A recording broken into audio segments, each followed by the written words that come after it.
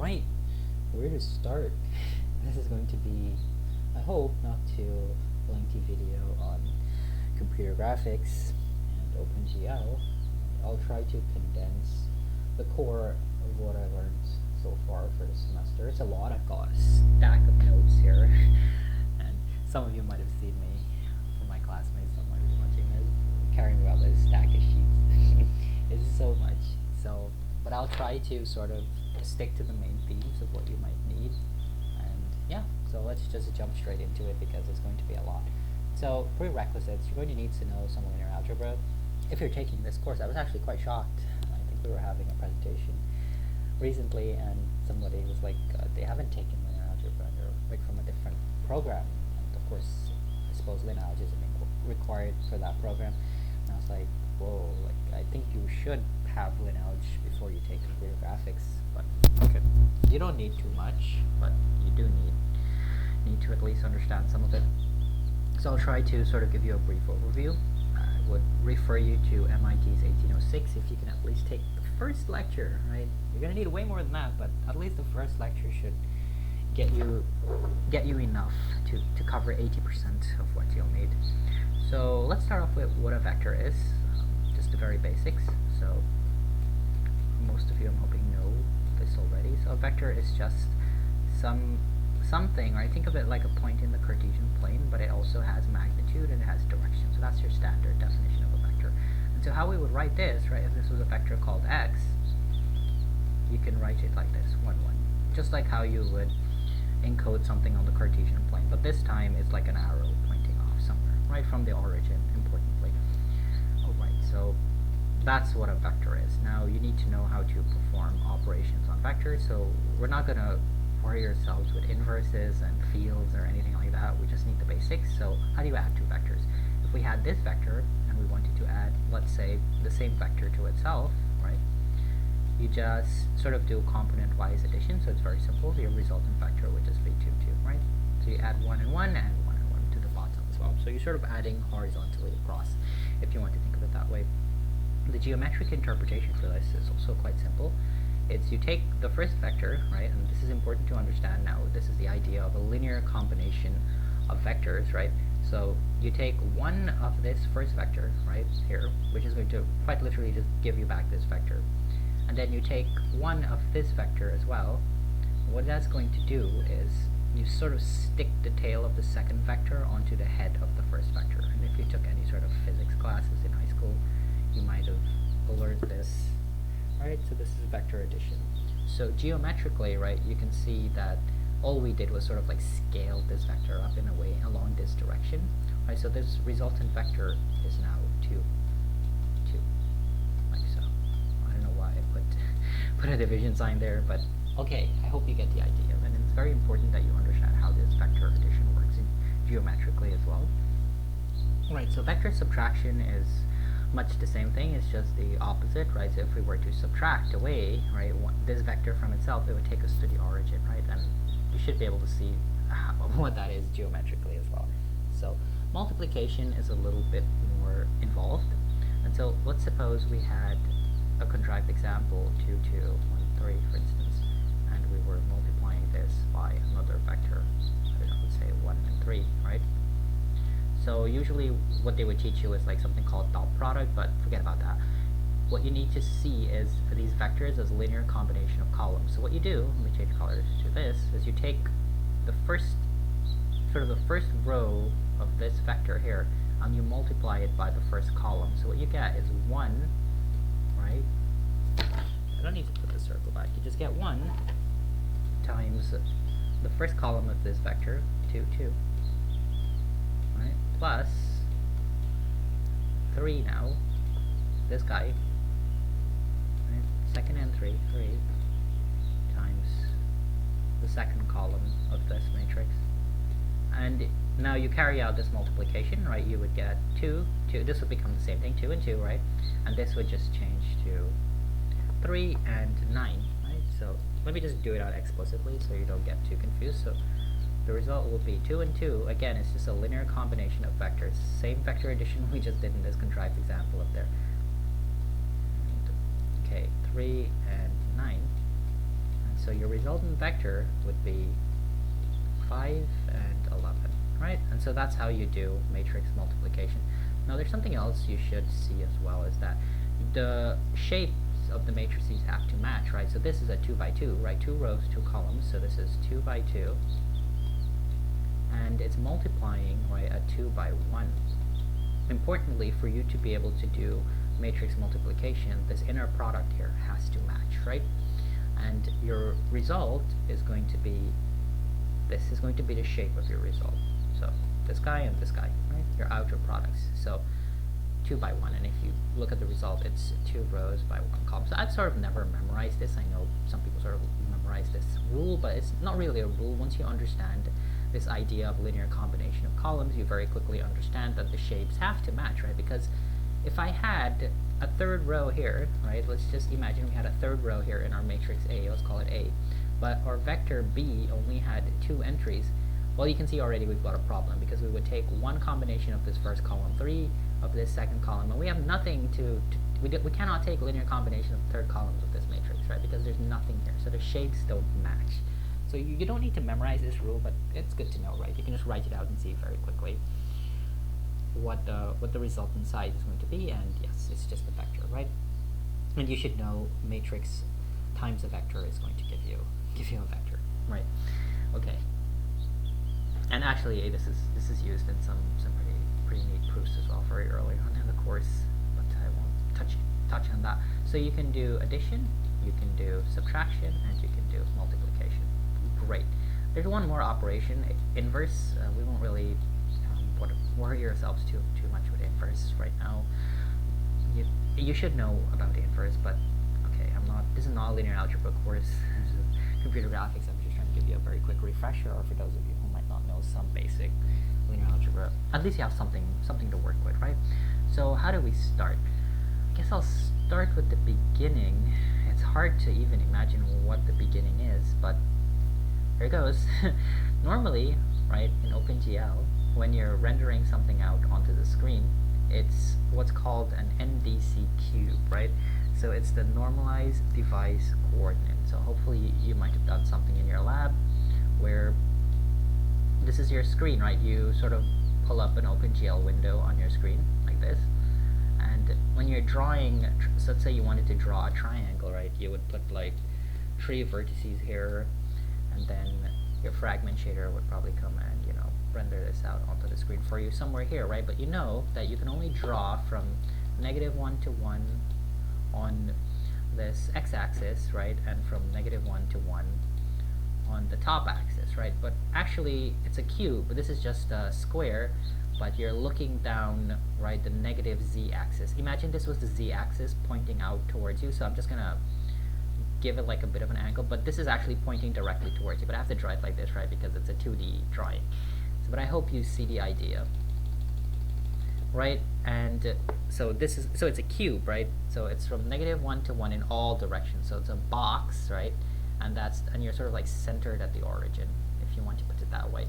So if you were to position the z-axis like further out, right, let's say you put it at, I don't know, 2 or something, right, it would be past the cube, right?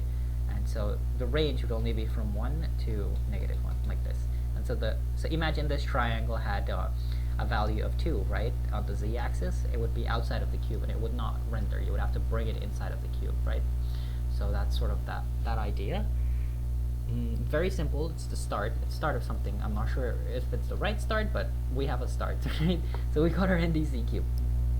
Where did my pointer go? The pointer is so small. So this is our NDC cube, or otherwise known as OpenGL's canonical view, right? Great. Now there's something else now called an orthographic projection. I'm going to take you and throw you into the deep end of the pool, because there's no other way to do this. Orthographic projection. What is that? So it's a generalization of this NDC cube. What does that mean? It means that we can change the parameters. What are the parameters on this cube? There's something called, there's -1 and 1, right? That's one. Those are sort of like bounding parameters. So you sort of call this like the left clipping plane, right clipping plane. So sort of this jargon should already start to become a little bit familiar to you now, right? And this would be the bottom clipping plane, well, near clipping plane actually. Is it near clipping plane? No, it's bottom, right? It's bottom and top. And the z-axis is where you get the near clipping plane and the far clipping plane, right? So hopefully you sort of understand it. So these parameters, right, sort of describe this cube, and you can change those parameters around. In fact, the cube doesn't even have to be centered at the origin, right? The cube can be translated around, and so now here's where the idea of a homogeneous coordinate system comes into play. I'm going to put a lecture series in the chat. You should probably watch like the first, I don't know, 6 or 7. 6, 7, okay. But a good amount you should watch to understand homogeneous coordinate system is a course by Sam Buss. Very, very good, right? And he's going to give you a really excellent introduction to OpenGL in general as well. So I think you should watch the first couple lectures. You don't have to watch the entire thing, but if you have the time, right, take a day and just watch the first couple of lectures. It's very, very good. It'll give you a strong understanding of what's going on in OpenGL. Some of his derivations I didn't quite understand, right, especially for the perspective matrix and everything. So he did a good job, but it wasn't good enough for me to understand. I sort of have this thing where if I don't see where it's coming from directly in first principles, right, from the ground up, I will not understand. I will like sense that something is missing and it just won't click for me. So that's just me personally. Maybe you look at his derivation and it just makes sense to you, right? It didn't make sense to me, so that's why I sort of had to dig around and do a bunch of extra research. But his introductory course was amazing, and then his follow-on on lighting and stuff is also really, really good. Okay, but I'm getting besides myself. So now we need to talk about this orthographic projection, or this generalization. Oh, but I was mentioning this idea of homogeneous coordinate system. So yes, I was sending you to him, I was referring you to him to get a better understanding of what homogeneous coordinate system is. I think he has one of the best explanations I've seen anywhere, to be honest with you. So I'm not going to attempt to go too much into depth, but essentially it's called an affine transformation, right? It's a matrix representation of an affine transformation. What is an affine transformation? An affine transformation, is a linear transformation, right, plus some scaling factor. Well, not a scale, it's a translating factor. So we'll just call this x, like so. Right, so this portion here is translation, and this portion here is your regular old linear transformation that you're familiar with. I'm not going to teach you linear transformations, unfortunately. I believe this was covered, where was this covered? Unfortunately, it's way towards the end of 1806, but I'm hoping you took some linear algebra and you understand what a linear transformation is. But already, right, if you understand matrix multiplication, you kind of understand, you do understand what a linear transformation is, right? Because matrix multiplication is defined in terms of a linear transformation. So even if you don't know what that is, but you understood this idea of a linear combination of vectors I was talking about earlier, trust me, you already have a very strong foundation. You're not too far off from understanding. But the only difference between this linear transformation, right, and an affine transformation is the fact that in the linear transformation, the origin, right, has to map to itself, right? It's very important. If your origin doesn't map to yourself, this is not a linear transformation, unfortunately. And this is where this translation factor comes in. The fact, right, that you can move the cube away from the origin, right? You can sort of like move this cube around now. So let me give you an idea of what this 4x. So you typically, right, in a homogeneous coordinate system, or if you do the, I prefer to call it matrix representation of an affine transformation. You have 3 entries like this, and we'll see more of this later on. Right, and you have some zeros like at the bottom here, and then you have, we'll just call this tx, ty, tz, and 1, like so, right? Now this portion here, all the x's, would be your linear transformation, your matrix that represents your linear transformation, right? This bx portion here. So it could be a rotation, it could be a scaling matrix, it could be anything, it could be shearing, you know, any kind of linear transformation you want to think about, a projection, whatever. It comes in here, right? But the instant that you want to do some kind of translation, then you need this tx, ty, and tz. And so previously, the affine transformation, you could write it out and do the calculation like this, right? But then you would have to do translation, and then you'd have to do the linear transformation. So you see it's kind of like split up into 2 parts. Well, here, this matrix sort of allows you to do it in one shot, right? And so it comes from this 1 that you see at the bottom here. So I'll just give you like a very, very quick, wishy-washy explanation of what the homogeneous coordinate system is. And so if we had x, y, and z, right, inside of R3, right, what you can do is you can jump up into R4, and we can have x, y, z, and w, right? And so naively, you set w equal to 1. In reality, w could actually be anything. And what you do is you have x divided by W, Y divided by W, Z divided by W, right? This is the equivalent sort of expression, right, of your homogeneous coordinate system in R3, right? So in R4 it's x, y, z, w, but in R3 you're dividing back by w. But you see, right, if w is 1, you just get back x, y, and z. Do you see? I hope that kind of makes a little bit of sense. And so that's sort of where you get this. Where is it? So you have the x, y, z, and the 1. The 1 is the w. But then when you go back into R3, right, it's just going to divide by 1 and you get x, y, z back. So, okay. It's not the best explanation. You still need to understand things like change of basis and how basis vectors are changing, how you get the rule. He goes through like some really good example. He sort of holds your hand. So if this was not good enough, please by all means refer to him. Okay, so I gave you sort of a general overview of what this 4x4 matrix means and why we need it, or why it's used a lot in computer graphics and robotics too, right? There's a lot of robotics. Hang on a second. Get some water. And so I said, right, that this orthographic projection is a generalization of our NDCQ. I'm just going to show you the matrix. He does a wonderful job of deriving this matrix, right? It's very simple. I'm not going to go into it. I'm just going to give you the crux of what it is. And you can go derive this for yourself if you want, but it's very trivial, so I don't see the point in spending time in this. So the first entry, I'll explain what these entries are and what they mean, and then you'll understand why the derivation is actually very trivial. And so this is the first entry here. This is the first column, right, of the matrix, and the second column is going to be 0. Well, I should probably just be like, yeah, 0, and I'm just going to change color here. So it's 2 top from bottom. Bear with me for a second. Let me just get this written out. One day I'll just decide to invest in a writing tablet, but for now you have to suffer with me. 0. Look at this. 0, 0, and it's 2 divided near minus far. Okay, I'm just gonna stick to red because far and 0 as well. And then we have the translation. Why am I writing this out? Hang on a second. I'm not going to write this out anymore. I have it here. I thought I had it here. Hang on a second. Here it is. So this is the matrix. Completely forgot I had this prepared. Let me just copy this selection, take a screenshot. So this is the orthographic matrix. So I'll just be able to hopefully manipulate this directly. What the hell?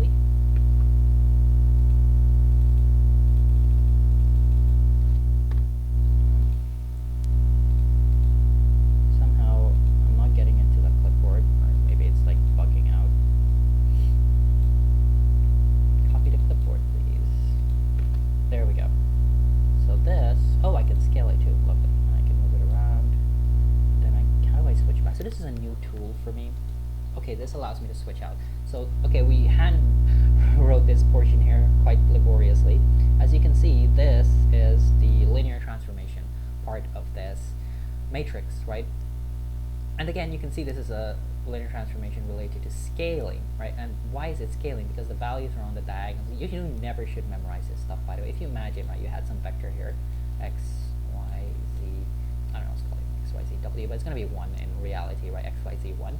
And so what's going to happen, right? You'll see x will come and multiply here, right, into this first column and distribute y, right? We've seen this linear combination of columns, z, and then w will come and distribute into here, right? And so, okay, so only this first portion here will be affected, right? And then when y comes over here, only this portion here will be affected. And then when z comes over here, only this portion here will be affected. So the matrix is quite literally scaling. You can see what's happening. And if you'd like, take a simpler example and work through it to convince yourself that you understand how it is, right, that this linear transformation behaves, okay, when you're carrying out the multiplication. So you never have to memorize. I see in some courses that, like, they tell you about, like, oh, scaling matrices and different types of linear transformations. I'm like, just look at what the matrix is doing in the multiplication, right? You can figure out what it does. But yeah, this just goes back to understanding things from first principles, so you don't have to memorize anything. All right. So, and then this portion here now is the actual translation part, right? Okay, the actual translation part. So what you do, like, what are these values, right? The numerator is your NDC dimension, right? So we said it goes from -1 to 1, right? So that's 2, right? That's the entire volume. So it's 2, 2, 2 all across. So x, y, and z is 2. And then the bottom, the denominator, is the dimensions of the orthographic view volume. So remember I said it's a generalization of the NDC cube, so you could change that volume. You can shrink the cube, right? You could make the cube bigger, right? It's scaling the cube then, right? You can scale the cube, is what I'm trying to say. And it's a uniform scale, right? If you wanted to, you could change this matrix, right, to be a non-uniform scaling. If you wanted to do that, you could change everything, right? It's just math. But once you understand what is happening, you can manipulate it in a very powerful way, right? But okay, where's my cursor? Right. So, okay. So I hope you understand that. And then obviously you've got this translation part as well, right? This shouldn't be too difficult for you to follow. Now you can sort of move it around from the origin. Where do you want it, right? So okay. So where do I take you from here? So you've got this orthographic matrix, right? Orthographic projection matrix. This is not all. You need something else now. So you need what's called a perspective remap. So let's go straight into perspective remap. Trust me, this will make sense eventually. Why you need all of this? How do I think I'll just explain to you what the frustum is now at this point. Yeah, that makes sense. So let me just give me some time. Let me just draw something. I think there is like an option for shape somewhere. Is it this one or this one? Yeah, I think it's this. So what I'm going to do is I'll put this like so, right? And then maybe oh wait, okay, I'll just put something across like this, and I'll change to red. So I'm trying my best to not give you a crappy drawing.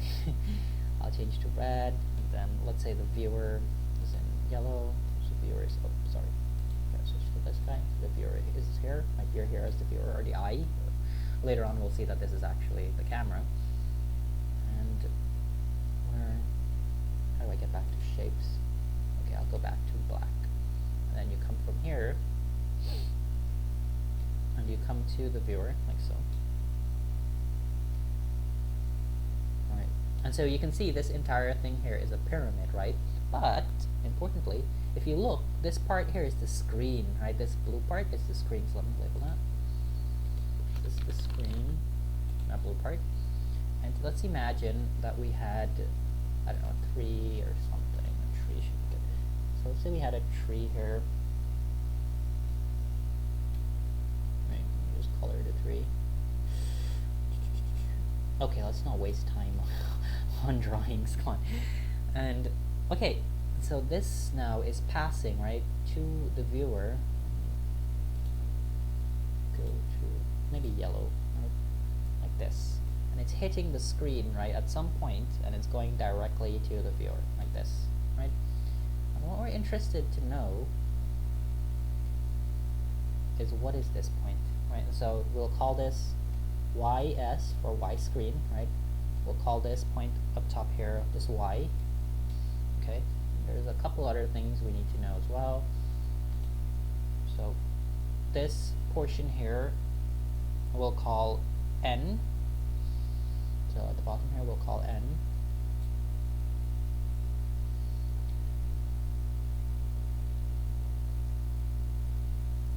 Okay, and this longer portion we're going to call, so that's from the viewer, right, to here. And this longer portion out here from Y to here we're going to call Z, right? Now actually, OpenGL, this is the negative z-axis. OpenGL uses a left-handed coordinate system, right? So it's looking down. You are looking down the negative z-axis, right? And so this is actually negative n, and this is negative z, right? I hope you understand. You're looking down the negative z-axis. So this is the negative z-axis, and then you'll have the y and the x-axis like pointing out somewhere else, right? But we're just looking like sort of like a cross-section of it, a 2D cross-section of it, okay? And so what you can see here, right, is something quite interesting happens. You can sort of figure out, right, what the x and y coordinates are on this screen. Oh, and by the way, I did mention what the frustum is, right? It's this truncated pyramid from this point here to this point here. So this entire piece here is the truncated pyramid, right, or what's called the frustum, right? And so we need a matrix to sort of map this frustum into our generalized NDC cube or orthographic projection, right? And that's how we get depth, right? We need this illusion of depth. So by the way, anything outside of your frustum is called, you should know that, right? So okie dokie. So what am I yapping about? So we know that ys divided by negative n, oh, this will make sense in a second, is equal to y over negative z. Okay, what is this, right? What is ys over negative n? Well, it's a triangle, right? It's a triangle, so it's tangent. You're dealing with tangents, essentially. Okay? So you're using the method of, it's called the method of opposite triangles, actually. And I think my drawing here might be doing you some terrible justice, because this here, my drawing is doing you terrible justice. It's atrocious justice, actually. So the yeah, so the near, hold on, let me see if I can move it. Can I erase it? Can I erase it? Yes, I can, thank goodness. I can erase that line, right? And I can move the line, get my shapes back, put the line back here. The line will make sense if it's here, honestly. Great. But the labelings are still the same, but only thing, it's from here to here, right? So instead of the line being here, it's here. So this portion here is going to be the near, right? So let me just correct that. I don't want the diagram to confuse you at all, honestly. So let me correct this so you don't get confused. Oh God, what the hell did I do? Okay, just put that back. So this portion here, right, is the near, well, the negative near, because we said we're looking down negative z, right? And this portion here is going to be negative z. Okay, so it's going to be from all the way from here to here is going to be negative z, and from where you are to the screen is going to be the near clipping plane, or the distance, right, to the clipping plane. Great. Or distance here near clipping plane, right? So I hope that's a little bit clear. And so now you should be able to see, you should know that tan, right, is simply opposite over adjacent. Is that right? Some old horses can always hear their owners approaching. Yeah, owners approaching. That's how I still use that thing. Opposite over adjacent, right? So the method of similar triangles is actually based on this. So you can see that y over s, right? So y screen, right here, is the opposite, right? This portion here is the opposite of this triangle. I hope you can see the triangle. I don't know if I can zoom in. Like, can I? I don't know. I don't think I can zoom in. Maybe I can. I just don't want to mess anything up. Anyways, this portion here, right, is the first triangle, right? And the opposite is simply ys, right? And the adjacent is negative n. I hope you can see that. But that is quite literally equal to the same triangle. If we use the same tan, right, same angle, we can see that y over negative z, right, these two are equal to each other. And so you can use that to solve for ys, right? What point is this tree or this particular pixel hitting our screen at, right? And so ys is simply just going to be ny, and I'm not going to teach you how to transpose, over negative z. Okay? And so this is the first important equation, right, if you want to call it that. And the second one is you do the same thing, right, but for the x-axis, right? How do you find for you find for y, how do we get the x, right? Because remember, on the screen it's just x and y. And so xs would just be nx over negative z. And I hope you can see the pattern here. I'm not going to go give you a separate example for x-axis. Okay, great. Now what? Right? So we have, here's what we're working with. We need some matrix, right? We need some rule. Normally, so in linear transformations, right, what you do is you observe your basis vectors. Basis vectors, for instance, would be the, oh god, this is where you need some linear algebra, but I don't want to go too much into what a basis vector is, but essentially it's the bare minimum set of vectors that you need to span the entire space. This is just a bunch of jargon that I'm throwing out at you. Yeah, so what you do, for those of you that do know some linear algebra, is you look at how the basis vectors move, right? And then you can figure out the rule for the mapping. And so what we're going to do is try to figure out what the rule for the mapping is. And for those of you who are lost in the sauce, bro, I feel bad for you, let me help you out. Basis vectors are just this. This guy here is a basis vector, right? This vector here, right? 0, 1, 0 is a basis vector for R2, right? And then this could be another basis vector here. As long as the two vectors are independent, right? Meaning they point off in different directions. If you took all linear, so this is where I'm going to take some time to explain this idea of linear combinations again. But this is 0, 1, right? This is a vector 0, 1 up here. These two vectors constitute a basis for the plane. Why is that? Because, right, what you can do is you can take all possible linear combinations of these vectors. So here's how it works. So this is why I said if you understood this idea of matrix multiplication and linear combinations of columns, you're already far along for understanding how change of basis and that sort of stuff works. So 0, 1, right? So we understand that we can take linear combinations, and before, right, we said we could take like 1 of this or 2 of this, right, something like that. But now we take the general case. We say C1, C2. This can be any 2 value. Do you understand? So we can take all linear combinations of these two vectors, and I hope you can see geometrically what that means. And so, like, you can sort of see that if we sort of slide this vector here, right, alongside here, it would sort of just fill out from here to here, right? It would fill out from here to here. And then we can double the vector and slide it along, and it would fill out from here to here. And then we can take negative, right? Do you see what's going on? And we fill the entire plane. All linear combinations of the vector span. This is the idea. This is what it means to span the space. So I hope you kind of understand what the idea is. Honestly, I think I just condensed like 4 lectures of Gilbert's triangle into 2 minutes, so I don't expect you to understand. But all right, okay. What was I trying to say? Right, we're trying to come up with the rule, right? So we're looking at how the basis vectors are going to change, and we're trying to come up with the rule for the transformation. So we know we need some matrix, right? It's called the perspective remap. And so, okay, what are the vectors we're operating on? X, Y, Z, and 1, right? Because we're now in this R4 space that we spoke about earlier. And like, what is the output vector, right? And we actually know what the output vector is going to be. It's going to be nx divided by minus z. This guy here that we just found, right? The x coordinate on the screen, and ny divided by minus z, right? Then we're going, oh, okay, 1 and then minus z, because we're looking down the negative z axis, right? So this is what we're dealing with. This is not enough though. There is no rule that can satisfy this, unfortunately, right? There's no way. You can actually simplify this though. So simplification is, well, let me get my notes because I actually can't remember. I think you just have to multiply through by negative z. Yeah, I think, or yeah, well, divide through by negative z in this case. You divide, it'll be multiply, right? So you divide again by negative z, but it's the same as, like, if you divide, you'll multiply, right? It'll cancel out. I hope you understand how triple decker fractions work. So again, I'm not going to go through basic algebra with you.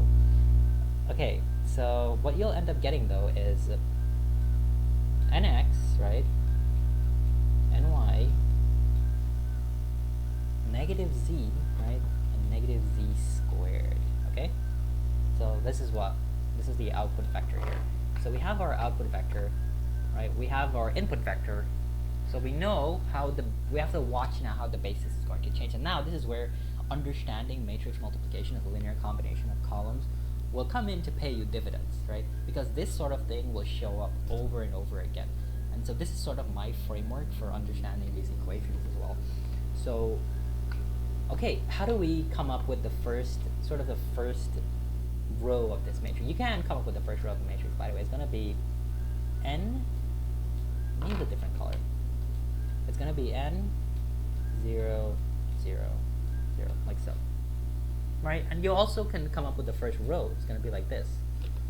Let's look at it by column at a time, honestly, because that's how we're working. So I don't want to confuse you. Because you can do linear combination of rows, and you can do linear combination of columns. I've shown you a linear combination of columns, so let's stick with that convention. I sort of like interchange the two because it's faster to look at them both at the same time. Okay, so what's going to happen here? X, right, is going to come and multiply here, right, and it's going to produce, right, an x, right? But again, this is where it's better to look at it as a linear combination of rows, because you have to look at the whole system as a whole, right? Because x will come and multiply here and give you nx, right? But then y has to come and multiply to 0, z has to come and multiply to 0, the 1 has to come and multiply to 0. You don't want any of the other rows involved. I hope you see that. So your resultant vector on your on the screen, right, will be nx, right? So we got nx. The second row will be 0, right? So we want none of the first rows then, right? None of these guys. This guy here, so we get ny, right? So this guy will come, right, and multiply here. You have ny, then 0, 0. I hope you can see like how it is that we're coming up with this. So now we get nx, we get ny, right? Again, you put the x outside up top here. Let me just make it a little bit more explicit. I don't want to write to the side. You put the y here, right? So x will come and multiply this guy, y will come and multiply across from this guy, right? So yeah, I hope that's clear. And so you're taking a linear combination of the columns. Again, we did this earlier, so just me trying to hold your hand a little bit there. The third column is actually a little bit tricky. Let's forget about that for now, right? Forget about that for now. So there's something else though that we sort of have to pay attention to. So what we're gonna do, right? What we're gonna do is put -1 here and put zeros everywhere else. Why did we do that? I take a second to try and understand why we did that, or how this multiplication would carry out. Remember, we needed -z here on this guy. So how is that going to carry out as a translation? Look at z, right? Z will come and multiply this third row here, right?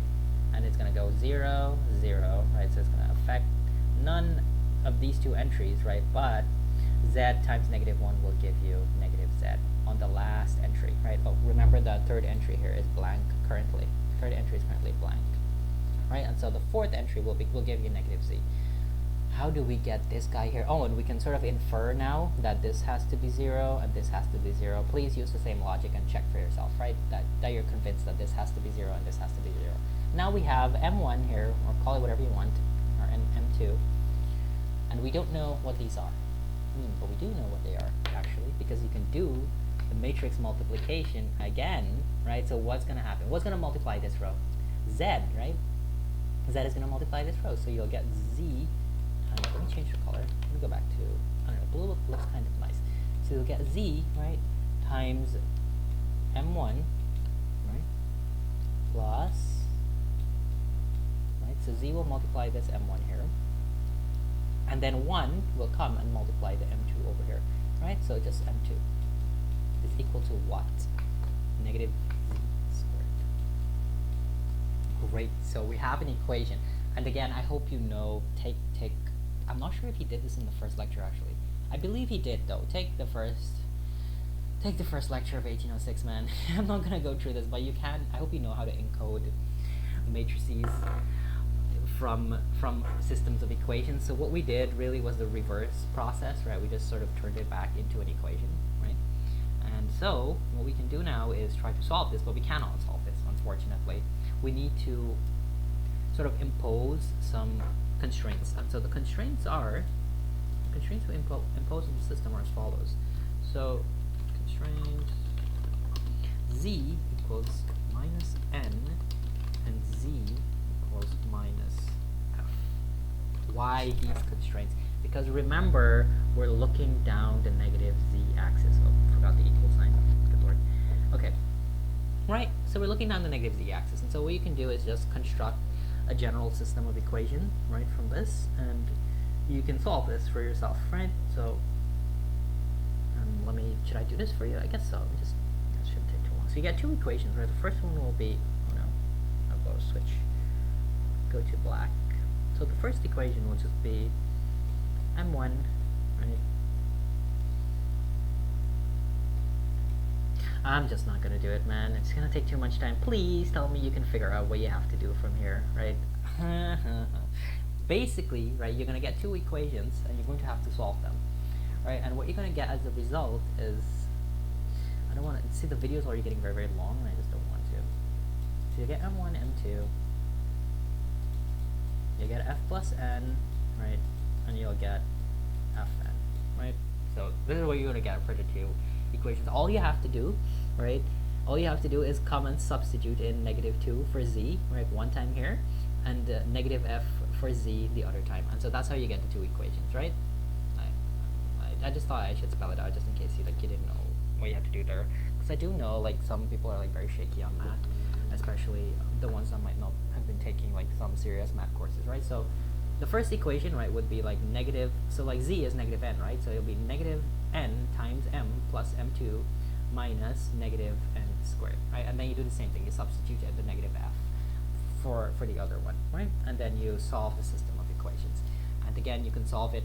I guess you can use elimination, or you can use linear. Well, if you haven't taken linear algebra, you can't solve the system of linear equations using Gaussian elimination, which is linear algebra. So, yeah, however you want to solve it, right? You solve it. And so this is why I said you really do need, I think, linear algebra as a prerequisite to even touch this course, honestly. But okay, now we have the full matrix, right? And it's right here. Here it is, right? So this is M1, n plus f. Well, you know, you can put it the other way, right? F plus n AHEAD, and then nf, right? Or fn. Okay, you can like commute, so it's fine. Okay, so I hope we understand how we got the perspective remap matrix. And now the perspective projection matrix, right, is you just multiply the two together, right? You do the remap, right? So you get depth information, you sort of force the frustum into the orthographic projection. So it's a combination, right? It's a multiplication of the orthographic projection and the remap that we just, so I'm just going to copy this. Let me just print. Let's take another screenshot. So I'll take a full screenshot of this, copy the clipboard, and oh, this is a code. I can show you in the code where it is. I'll go through the code with you later on, but this is the math library, and I had, what did I use? Some LLM helped me to comment this code, because I didn't want to write these comments myself.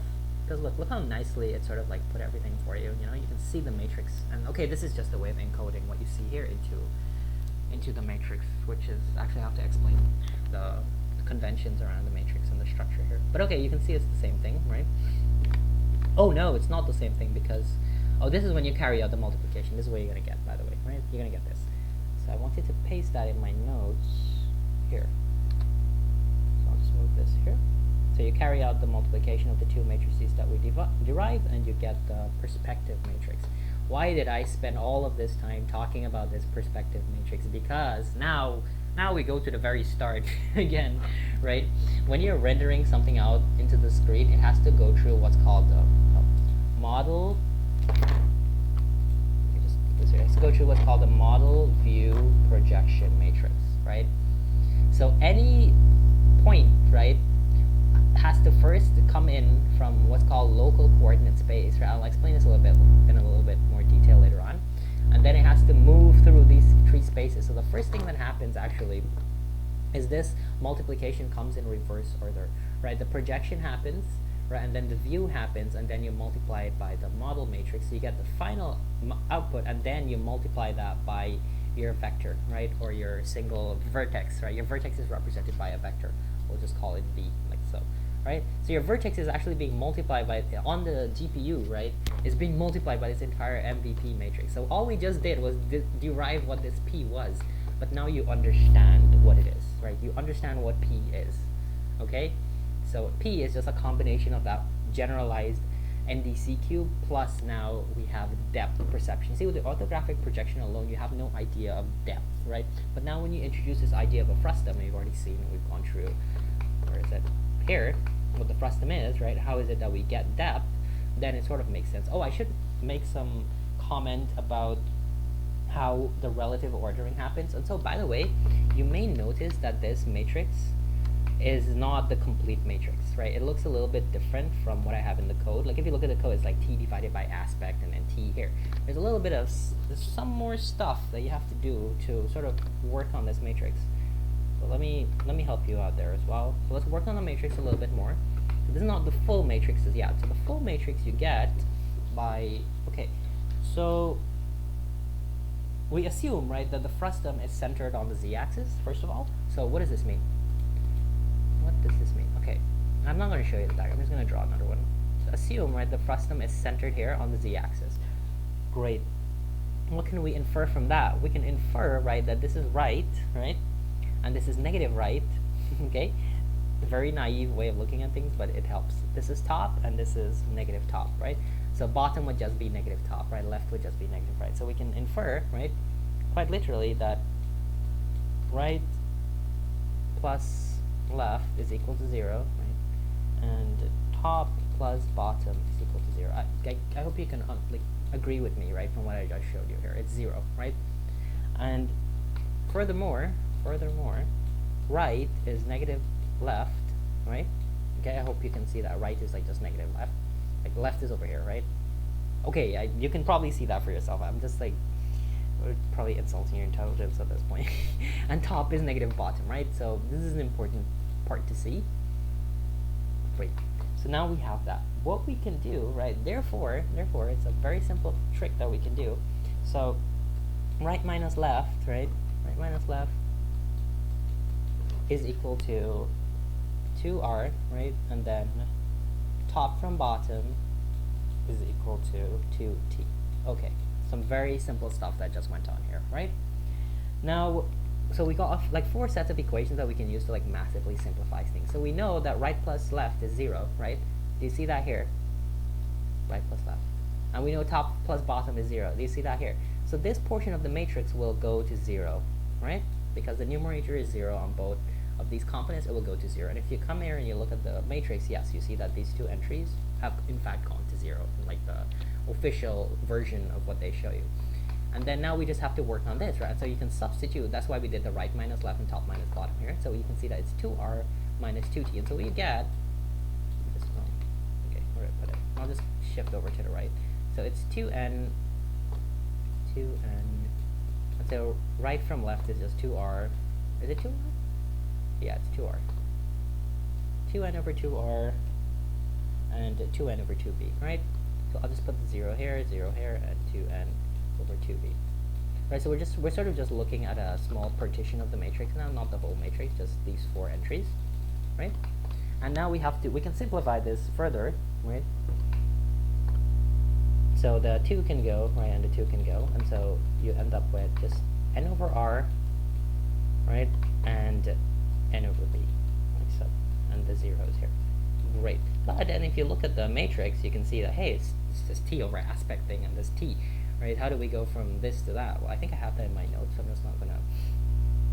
Oh, yeah. So, yeah, I have... It was very nicely done. So what I did is sort of like give it like a worded explanation of my notes, and then I just have it like type out the latex formatting for me, which is lovely. You just love AI. You don't have to learn latex now. So, okay. So now I have to find out, oh, right. So now what they do, right, if you look at the function signature, so let's look at the function signature. The function signature takes in, where is it? So it takes in something called field of view. It takes in the aspect ratio, and it takes in the near and the far clipping plane, right? And we can see like how the near and far are being used, but what is this field of view and aspect? So that's what's used to simplify these 2 expressions here. So let's look at it from this perspective. And so tan, right, field of view, and we know tan again is just opposite. Let's go back to our trusty triangle here. We know tan, right, is opposite over adjacent, right? So, but why is it? How can I just permanently? Okay, good. So I can just sort of switch between these 2. Why is it?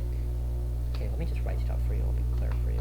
So tan f of vy, like field of view y over 2, right, is equal to top over n, right? And we can see that this is quite literally just the same thing, right? So your field of view, right, is just your top, right, and the 2 would be just the near clipping plane, right? So I hope that's clear to you. I don't know if that's not clear. If it isn't, let me know. Right, because remember, it's just opposite over your adjacent. But there is something else here, though, because if I remember correctly, you don't want... Hang on. Let me make sure I'm getting this right. Where is it? Here it is.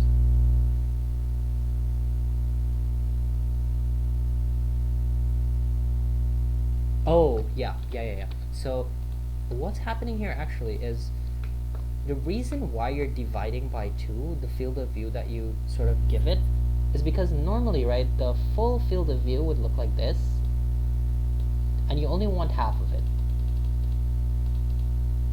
You only want this bottom portion here, right? So that's why, because remember, the triangle that we're using, right, is not interested in this top portion here, right? We're not interested in this top portion. Everything that we discussed so far is like related to this bottom portion. I hope you understand that. So that's why it's tan field of view, right, the theta, the angle divided by 2. We only need half of the angle. We don't need the full angle. And so that gives us the triangle, right, top divided by n. So it's not tan opposite over adjacent. That was nonsense. This makes sense, right? So this makes sense, yeah. It's a good thing I double checked that, because I was like, it doesn't seem right to me. But okay, now this is logically consistent, right? So we can see that tan field of view, right, tan theta, field of view is just the angle, right, that you're looking at. You divide that angle by 2, right? And so you get this triangle here at the bottom that we need. And so now it's equivalent, right? So tan theta divided by 2, or tan field of view divided by 2, is the same thing as top divided by n. But if you look very carefully, top divided by n, that's not what we have inside of the equation, right? We have something else. N divided by top. Yeah. So if we look at the matrix, not the equation, the matrix. What's the matrix for the projection? I think it's n over r, right? Right, it's n over r, right? So we have n over r here, and what we have for this guy is top over n. Is that the correct? So I think I'm using it for the wrong one. Hang on a second.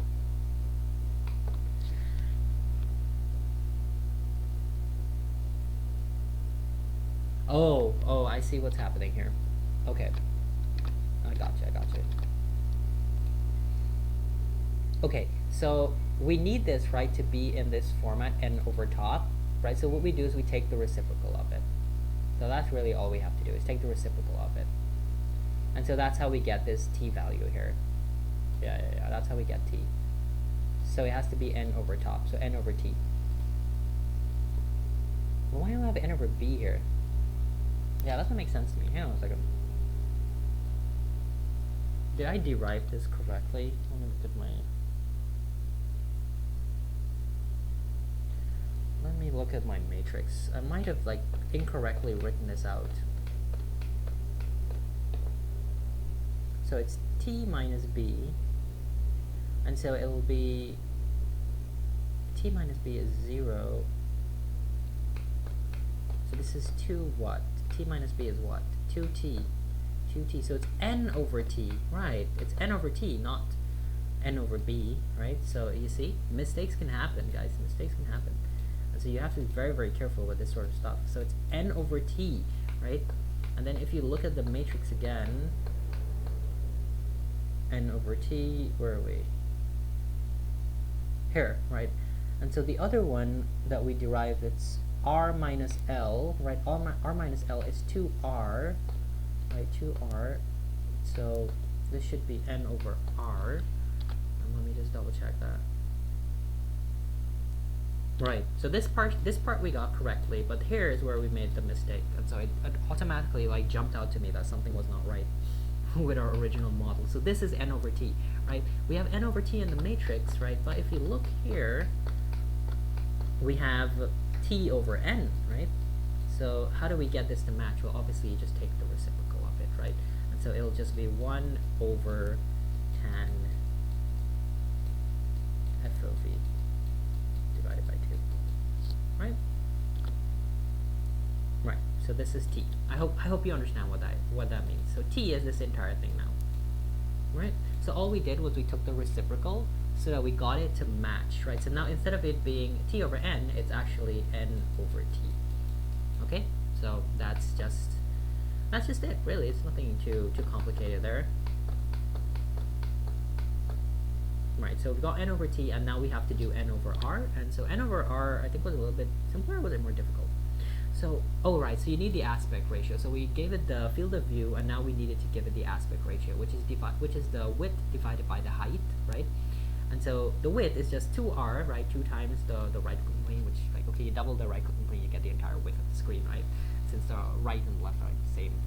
same length across. And then same thing for the height, right? 2 times the top will give you the height. And then you can simplify this, right? So this, just the 2's will cancel out, right? And you'll get r over top. And again, we've got a bit of a problem though. So we can sort of rearrange this equation, right? So we know that the aspect is equal to r divided by top. And so we can solve for r, right? So what we did here was we solved for r. And so r is quite literally aspect times top. And now we have n over r. So if you come in and look here, n over r, right? N over r, we just replace r, right, with aspect times top. Okay? And so n over aspect times top, right? So you replaced r, we substituted in what we calculated for r, right? And then we sort of we split it apart then, right? So we multiplied this by 1 over top, right? So we sort of split the denominator up here, and so you have 1 over aspect times n over top. And what this allows us to do then is, sorry, convert this back into t, right? We can convert it back into t. Because we said that t was n over top. If you look at the top, t is n over top, right? And we have n over top here. So we can just plug t back in here, and the t will just multiply by the 1, and you'll get t over aspect. Alright, so that was very, very long-winded and convoluted, but I hope the mistakes didn't confuse you too much. But this is the sort of thing that you do when you are like handwriting mathematics, or you're trying to ensure that you properly understand something. Sometimes you will make mistakes, right? What's important is you're able to catch your mistakes as you're progressing. If you're not able to catch your mistakes, it does show that you really do not understand, right? So, alright, so now you have the full projection matrix, like you understand what this thing is now, right? This portion here will be responsible for your translation, and this portion here will be responsible for your linear transformation, and this portion is responsible for your translation. Let me get some water. Good lord, it's almost 2. Okay. Yeah, we're nowhere near done. Yo, computer graphics this semester was a lot. So we got our projection matrix, right? Great. Or not great. So we've got to talk about this view matrix. Oh my god. Yeah. Okay, once we get through projection and view, I feel like we're good to go, honestly. Well, let me see what I have here for my notes on view. I think I have a lot. Okay, it's just 2 pages, so it's not the worst, actually.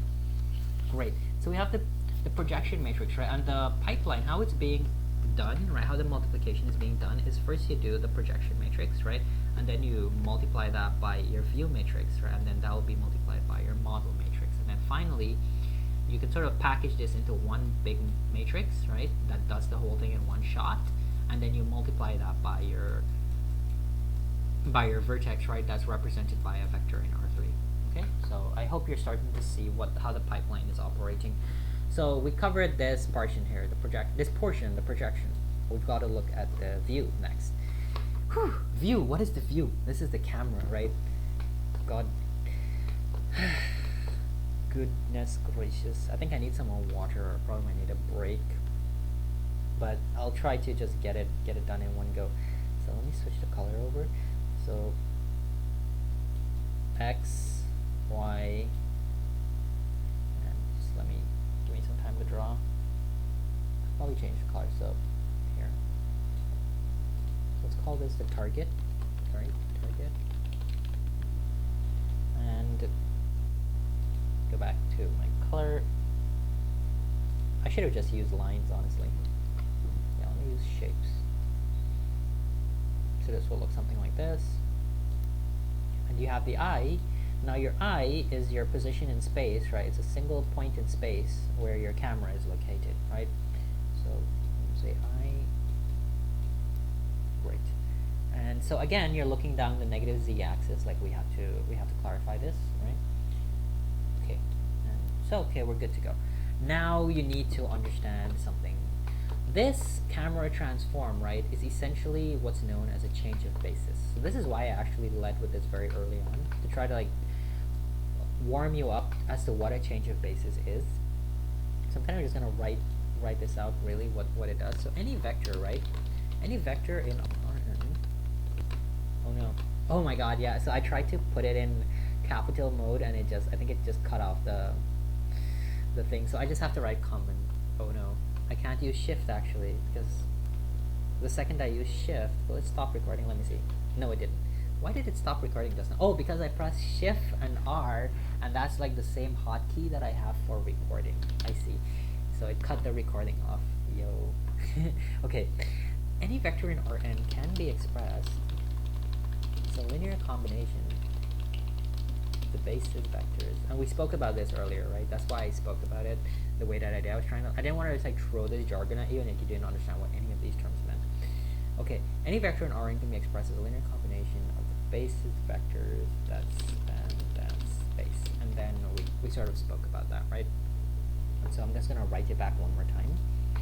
So P, right, is equal to C1 times W1 plus, all the way up, all linear combinations Cn times Wn, right? And so where W is just your basis vectors, so W, right? And then we have the express linear combinations that you need to take, like C1, C2, all the way to Cn. And then this gives us P, right? Now, what we need to do in change of basis is we need to find the exact linear combination, right, that's going to produce our output vector, right, inside of this basis. I hope that makes sense. So we have WC equals P, right, and we have to solve for C, and so this is just quite literally C is equal to W inverse P, right? And now I spoke about inverse earlier and that you don't know how to do inverse. In this particular case, you don't have to worry about that, right? So because the basis that we're working in is what's known as an orthonormal basis, right? And what that essentially means is just Q transpose Q equals to I. And so all you have to do is transpose the matrix, and you're going to get the inverse, right? And so this infers, right, therefore, that Q transpose must be the inverse of Q, right? Because that's the definition of what the identity is, right? And I didn't want to go into fields and all that thing, but okay, right? I hope you know some sort of stuff. But yeah, this is the gist of it, really. Right, but what do we need, right? We need a new basis vector, really. How do you get that? Well, how you get that is, let's come back here. So there are a couple of things that we need. First, we need forward, right? So how you get this, I just have to type it and hopefully it'll make sense. So F is equal to, you normalize, right, the I from the target, right? So I don't know, I think you know what normalize means. So this is the I here, right? And then you sort of measure the distance away from the target, and then you take its normal. All you're doing then by taking its normal is converging into a unit vector, right? So that's what we mean by normalize. So your forward will look something like this. This will be your forward basis vector, right? So that's one basis vector, right? Great. So we got one of the basis vectors that we need. We'll call it F. And it points along the positive z-axis. Notice, right, it's pointing away from the scene. That's like very important to realize, right? It's pointing away from the scene. And next we're going to need right. So how we get the right is, let me put this here. So right is, again, we normalize cross product. So world up and F, right? And so you need a reference, right, to what is up in your world space. In our world space, right, y, this guy here, y, is what's up, right? That's our basis vector. So you send in the basis vector that corresponds to what's up.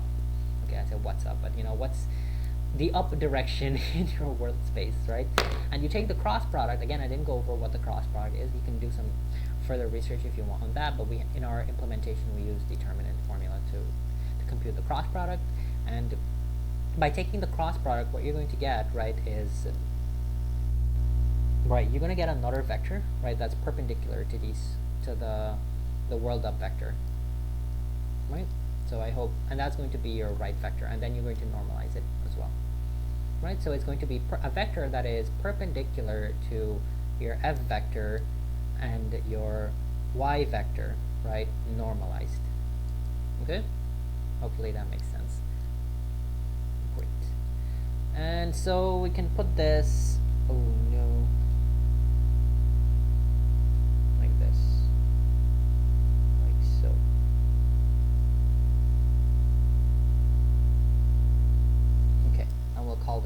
So now we've got 2 basis vectors. We still need 1 more, and the third basis vector up,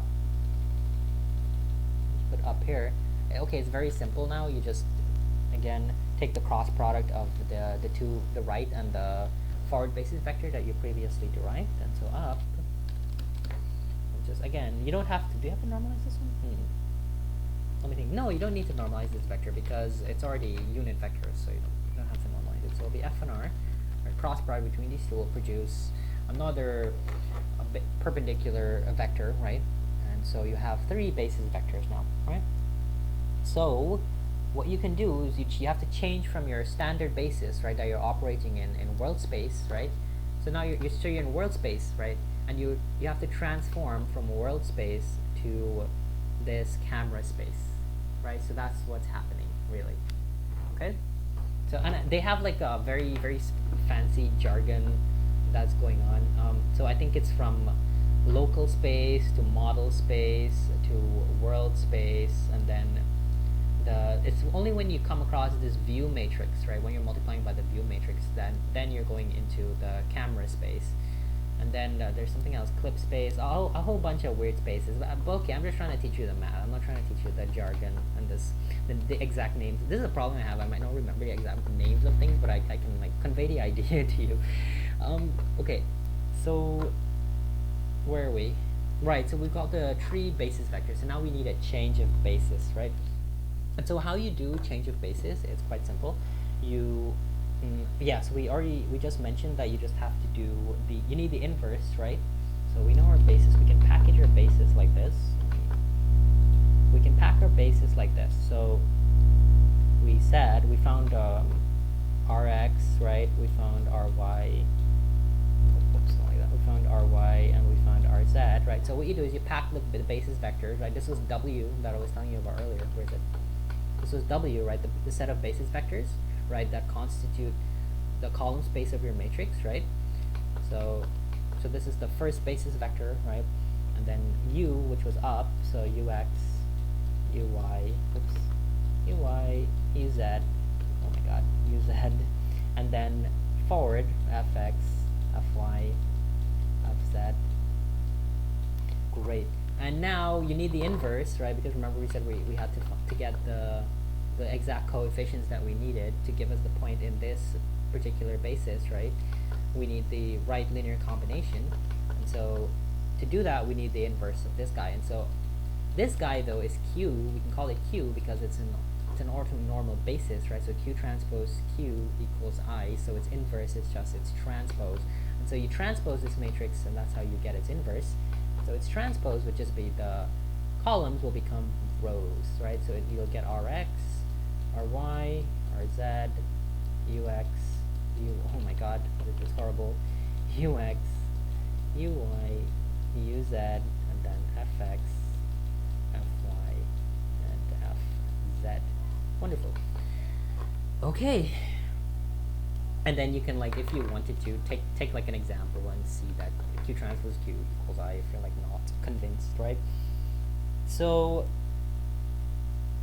we know now here that the view, right? So view, I'm probably gonna need a little break for some water in a second. Therefore, view is equal to P transpose P, right? Or B transpose B. We'll call this B. We'll call this guy here. Oops. Oh no. We'll call this guy B transpose for our basis transposed, right? And so the view is the exact linear combination of the derived basis vectors needed. So, however, though, this assumes, right, that the camera is at the origin.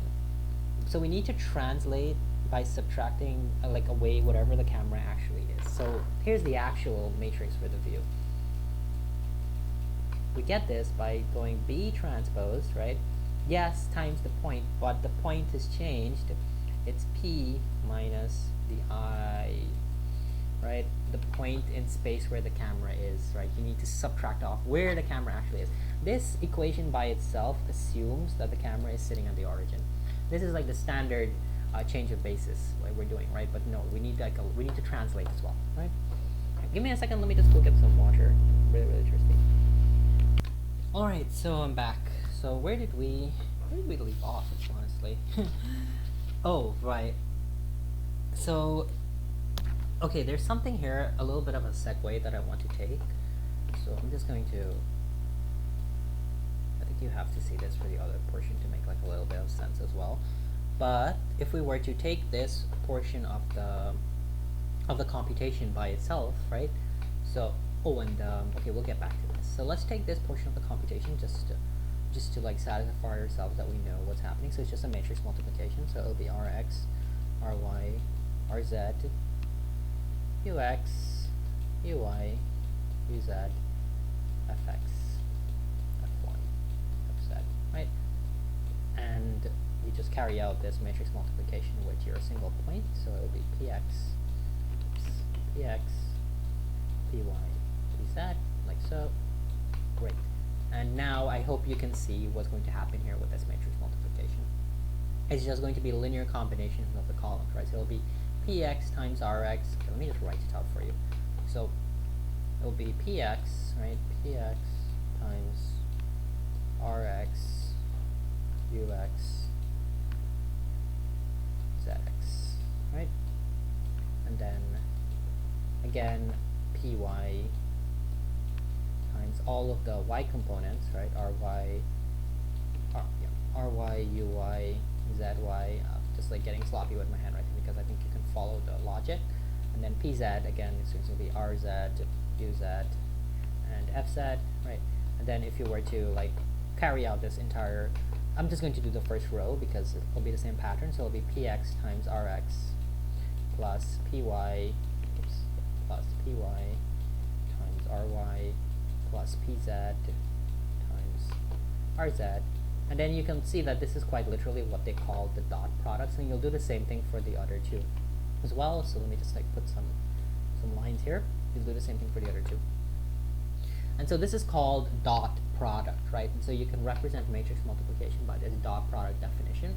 And this pattern, right, should be, so this, right, is called, let me just, so row 0 is being computed as the dot product of, you can look up some dot product a little bit more if you want, but you've seen the definition equation-wise here. But if you'd like a more intuitive understanding, you could look it up further. And so R0 would just be same thing, a dot product of U with P, and then R2, the third column would just be the dot product with F and P, right? So, okay, so at least you have an idea of what this dot product means in this context. Like, so dot product between R and P just means we're multiplying their components like individually, like their X components, their Y components, and Z components, and then we're taking linear combinations, right? Or just adding it together. Okay. To the linear combination. Oh yes. Okay, of the original vectors. But yeah, you're just adding them together. Okie dokie. Now let's go back to why I even did that in the first place, because we need to expand this out. So we'll get B transpose P, which is the computation we just carried out, right? And we'll need, okay, B transpose P minus, let me just put this portion in brackets, change the color, I don't think orange will look too good, B transpose times, B transpose times I, right? So now we need to like figure out what this is going to mean, and so I don't want to do the entire thing again, so it's just going to be the same thing here, right? Right, same B transpose here, and this time instead of P, imagine P was E for the I, right? So remember the I is just a vector, some vector in space, right? Denoting where the camera is positioned. So imagine P was E, right? So EX, EY, EZ, and it'll be the same thing, right? So it'll be the dot product, so the resultant vector will be the dot product between R, right, and E, U and E, F and E, right? Or R and I, and U and I, and F and I, if you want to put it like that. So this is just a way of me to sort of like give a bit of a shortcut. And so instead of P, you just put E, and E would represent this vector here, right? So instead of P, it's E. And yeah, that's pretty much it. So let's look at the matrix, and I hope it might be a bit more clear. Where is it? So now you can see here quite literally how we got that entire matrix built up, right? So you can see that the rotation part, the linear transformation part of this matrix is just the inverse, right, that we had computed, right? And we just have the dot products right here at the side, like being put into the matrix like this. And then you can see how we computed that up here. Forward away from the target, right, up, right, and then we sort of like plug that back into the matrix as well. And so yeah, that's the camera transform, right? So world space goes to camera space, right? So x is like relative to the camera, up to the camera, negative z is into the scene, right?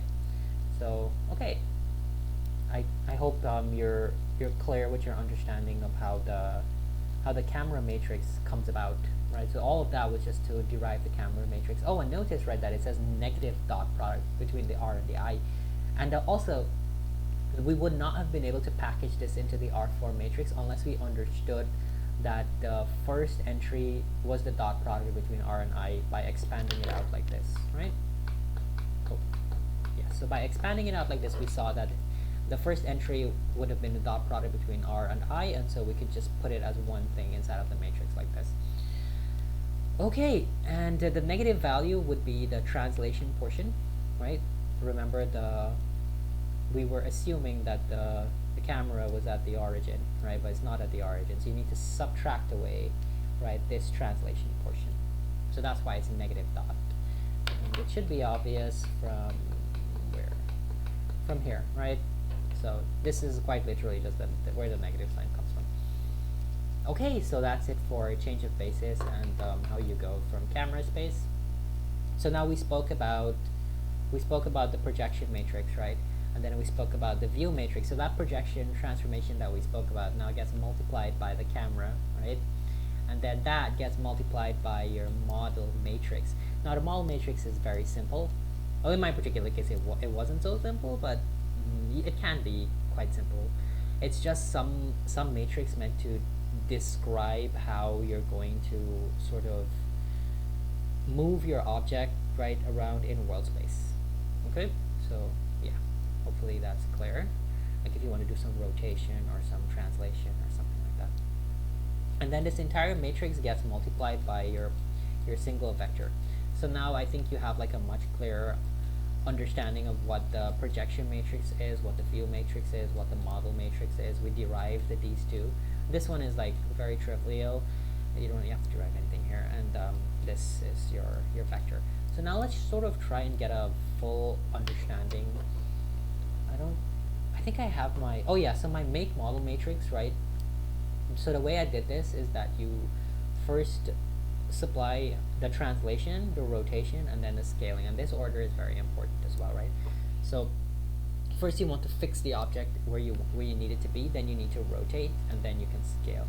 And so for every single model, inside of my project, when you're trying to create your model matrix, right, you're going to say, okay, where in world space do I want it to be? How much do I need to rotate this thing?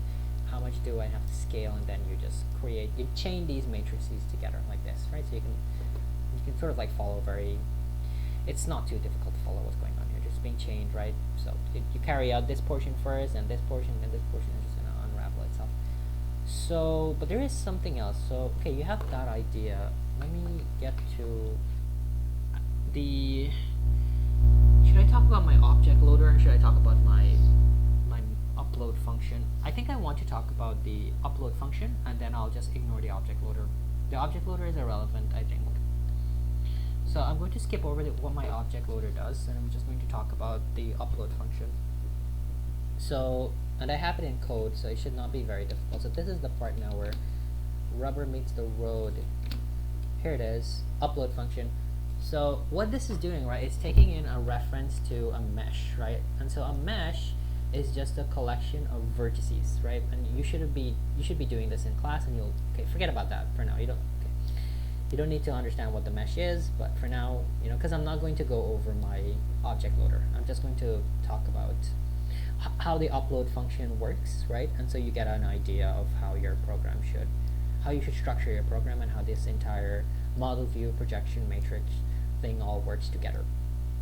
Okay, and so the first thing you have to do, right, is reserve, right? So look at this command here, GL gen vertex arrays, right? Notice the plural on the S, arrays.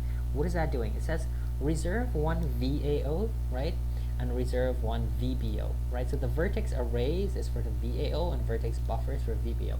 Oh, I should explain what those are. Your vertex buffer object, your vertex buffer object, right, is, think of it as a structure, not really a structure, but it is actually, it's a structure. Think of it as a structure, right, that's holding the raw data of your vertices, right? So for instance, you can have a point in space, right, x, y, and z, and so that would be a vertex, but then you can also have more information. You can have information about the normals, you can have information about its color, you can encode all of that sort of stuff, right? So it's just like a flat array, or a vector, if you want to think of it like that. That's your vertex buffer object. Now, your vertex array object is a way to tell your GPU how the information in your vertex buffer object is being described, right? So your VAO is telling the GPU how that information is structured, right? How that raw data is structured and what to do with it. Okay. So OpenGL is going to reserve one VAO and VBO and hand back their ID. So there's no memory allocated yet. It's just handing back an ID. And if you notice, generate.vao is a GLU int, right? So it's a mesh, right? And okay, yeah. So generator was just a mesh structure from up here, and it's just VAO and VAO. So GLU int is just an unsigned integer, right? So and this is just what OpenGL prefers. I believe it has to do with portability. So you don't want to use the unsigned int just like that, because you might go to like a different system and the unsigned integer there might not be the same size as on another system. So by using GLU int, I suppose it's going to automatically compute that size and just keep everything standardized. I don't know what the actual function definition is, but I do know it's basically unsigned integer. Okay. So you reserve a VAO and you reserve a VBO. Right, so anytime you see vertex arrays, you know it deals with the VAO. The word arrays is in there. Anytime you see buffers, you know you're dealing with the VBO, right? Great. Now you bind the VAO, right? So GL bind vertex array. So first bind the VAO. So now every subsequent VBO bind and vertex attrib call is recorded into this VAO. Right, so now you're starting to record into the VAO. So you bind the VAO, right? Now you set the VBO as active, right? So I hope you're following what the pipeline is. I'm gonna write it out later on, right? But I'm just trying to give you like an idea of how it's going. And then GL buffer data, right? Again, this word buffer, so it has to do with the vertex buffer object, right? This is where you sort of upload data to the VBO that you just bound, right? So okay. And you send in how many vertices, right, and the size. So you need to like allocate space, right, for that data. And so it's just going to be the number of vertices, right, times 6 times the size of the float. You have to, okay, it's a float, right? You're sending it as a float, and you need to know how many of those floats you have. In my particular case, every vertex had 6. It says three of the floats are for, or 3 of the positions inside of the array are for the x, y, and z, and the other 3 were for normals, right? So 6 in total, right? And then you send in mesh.data. So mesh.data, right, is just a vector, or it's just an array, right? This is just an array. You can replace this with an array, right, that has the information. Okay, and I believe you guys have been doing this in labs, so it should not be too difficult to see what you're doing here. And GL static draw just gives a hint to the GPU that this information is not going to be changing much, so just put it in fast memory, right? Great. Stride, okay, you can forget about stride for now, but actually it's pretty important. I hope you can, I don't know if you guys covered this in labs either, but let's just look at this GL vertex attrib pointer, right? So GL vertex attrib pointer is just going to upload data now to the bound VAO, right? So we put data into the VBO, now we need to upload data into the VAO. We need to tell the VAO, hey, what's going on inside of this VBO, right? And so what it's going to do is, which shader attribute is this? So the first parameter, right, is like, oh, which shader attribute are we talking about here? And so there are attributes, multiple attributes that you can have inside of a VAO, and I'll try to like sort of lay this out in a more graphical way in a bit. And the second parameter is how many parameters are inside of this component? It's 3, right? Because we need one for x, one for y, one for z. The type, it's a float, right? GL false. Do we have to normalize anything? No. Right, the stride is how many bytes to jump, right, to get to the next vertex. That's what the stride is, and it's 6 bytes, right, to get to the next vertex. Because remember, each vertex has 6 pieces of information inside of it. So the start of the vertex would be 0, right? But then you have to jump 6 to get to the start of the second vertex, right? So can you see we're sort of just telling the VBO information about how the VAO, sorry, we're telling the VAO information about how the VBO is structured. And finally, the fifth parameter is what position does the data start after each stride, right? So after you jump, right, where does the data start? In this particular case, it's going to be 0, right? So after our first jump, the data we need is going to be right there at position 0, right? Great. And then what you do is you set attribute 0 as active. So that's one attribute, right? But now we need another attribute to account for, in my case, normals, right? So all this was accounting for was position.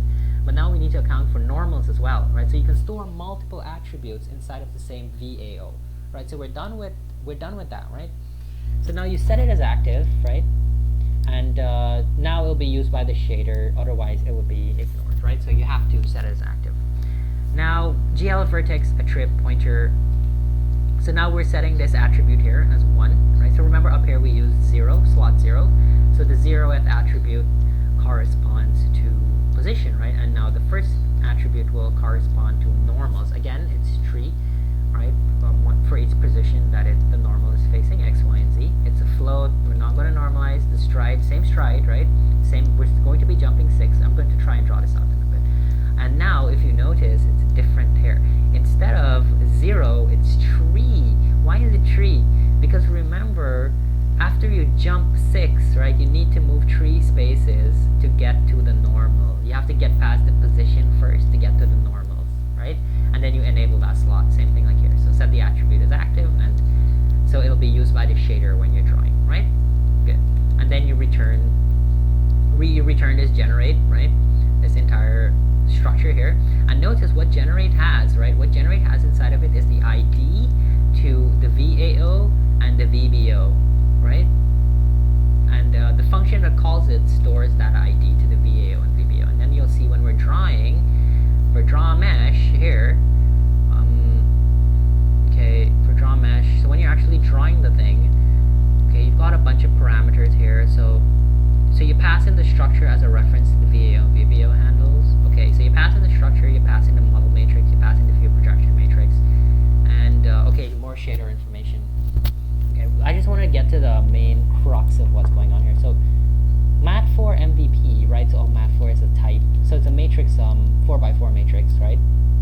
And you multiply them together. So view and projection has already been pre-multiplied somewhere else in this program, right? So we already did multiplication of view and projection, and so now we're doing the multiplication with the model matrix. And remember, the ordering is important, right? So we need to do the projection, the view, and then the model. So we did this first, and then now we're going to apply the model projection here. Now, GL uniform matrix for V is how you upload information to your GPU, sorry, not GPU, your GPU. I think I need some more water. Right, so a uniform, if you don't know what a uniform is, you can see uniform is in here. A uniform is just a matrix, not a matrix, I'm getting very tired, you can probably tell. It's just a variable that lives inside of your GPU, right? So that's all it is. So what this is saying, the first parameter is saying, where do I upload this matrix? And we're uploading it to loc.mvp. What is loc? So you gotta find loc, I think I have it somewhere. Shader locks, right? So inside of this structure called shader locks, right, I have 3 integers, MVP, model, and color. Now, LOC would be location, right? So hold on, let me try and find the exact reference to it. Yeah, so so what we're passing in is reference, right? The shader locks, right? So where are the variables on the GPU? And it's called LOC. But actually, you had to get this very early on in the program. Where is this? Here, where you're doing setup. Here it is. So you use this function, GL get uniform location, right? You do this at startup. What you're doing essentially is keeping a reference to where these uniforms, remember uniform is just a variable on the GPU. You need a reference, right, to where they are on the GPU. Otherwise, you're actually going to have to go into the GPU and search for the variables, which is very, very slow and very time consuming. So you do it very quickly on the CPU side, right, and then you pass that information to the GPU, right? So all you have now is a reference, right? So loc.mpp will just store a reference to where this model view projection matrix lives, right, inside of the GPU. Where does this variable live inside the GPU? Where does this one live inside And so, okay, first thing we did was we initialized the structure, and then we populated the structure. Remember, the structure is just some integers, right?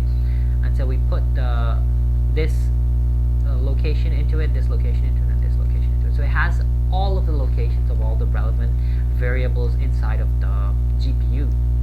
And so here, loc.mpp is just, hey, what is the reference, right, to where on the GPU are we uploading the matrix? That's all it's saying, right? Because remember, loc.mpp has a reference to that variable on GPU, right? How many matrices are we uploading? Just one, right? Do we want to transpose the matrix? No. And then mat4 pointer is just a reference to the actual matrix that we want to upload. So here, we're uploading the full model view projection matrix, right, to the GPU. And then here, on this one here, we're uploading which one are we uploading here? The model. This is the model matrix. Oh, right. I remember I needed the model just for some, because we needed to know the location of the object in world space, so we can do some computation on normals for some basic lighting. And so I kept it very, very bare bones, because I wanted you guys to understand the program without having like a lot of overhead. And then uniform tree F, it just means that it's just a float, right? And it's just going to have pass in the RGB colors, right? It's just going to have tree values inside of that float. So what are you going to do? Location.color, right? That's where we're sending it. And you pass in red, you pass in green, you pass in blue. Fairly simple, right?